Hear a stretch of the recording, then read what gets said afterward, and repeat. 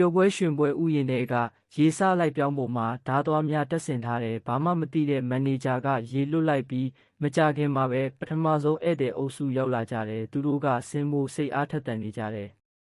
အဲ့ဒီအချိန်မှာမိုက်ကရေစလိုက်မှာရေယိုစိမ့်ပြီးပလတ်စတစ်စတွေပြက်နေတာကိုတွေ့တယ်တစုံတစ်ယောက်ကဖျက်ဆီးထားမှန်းချက်ချင်းသိပြီးဆင်းမစောကြဖို့တားမြစ်တယ်ဒါပေမဲ့မာနကြီးတဲ့လူမဲကောင်လေးကသူ့ကိုယူနေတယ်လို့ပြောပြီးဧည့်သည်တွေကိုအပေါ်သို့ဆက်ခေါ်သွားတယ်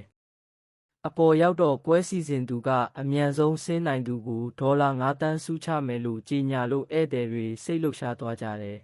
။မန်နေဂျာနဲ့အောက်ကနေအတီးပြုတ်ပြီးနောက်ဧည့်သည်တွေတေမုံရေးစားလိုက်ပေါ်နေရာယူကြတယ်။သူတို့မသိသေးတာကမိနစ်2 နာရီအတွင်းမှာသူတို့အတွက်အဆုံးသတ်နီးလာနေတာပါပဲ။မိုက်ကနောက်တစ်ကြိမ်ပြန်ပေါ်လာပြီးရေစလိုက်ကိုတစုံတစ်ယောက်ဖျက်ဆီးထားတယ်လို့ပြောပေမဲ့ဘယ်သူမှမယုံကြ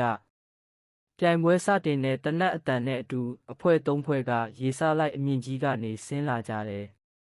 အစမှာတော့သူတို့ခက်ပြုံးပြုံးနဲ့ဆင်းကြပေမဲ့မကြခင်မှာတော့ရေမောခြင်းတွေမရှိတော့ဘူး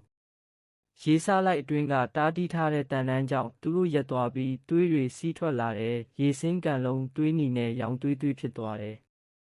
အောက်ကဧည့်သည်တွေလည်းကြောက်ရွံ့သွားကြတယ်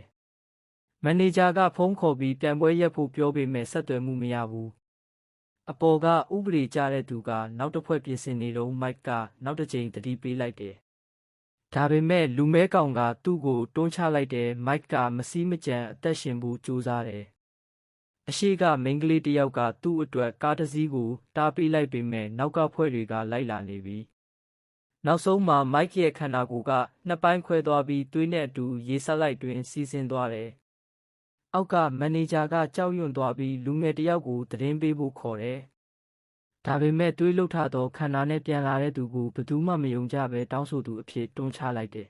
။နောက်ဆုံးမှာမန်နေဂျာကိုပါတွန်းချလိုက်ကြတယ်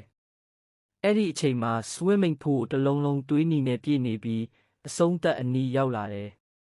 နောက်ပိုင်းမှာပဲလူတွေကရဲကိုခေါ်ကြပြီးဒုက္ခဆိုးသွားတဲ့ထိုပြဿနာဟာဒီနေရာမှာပဲအဆုံးသတ်သွားတယ်။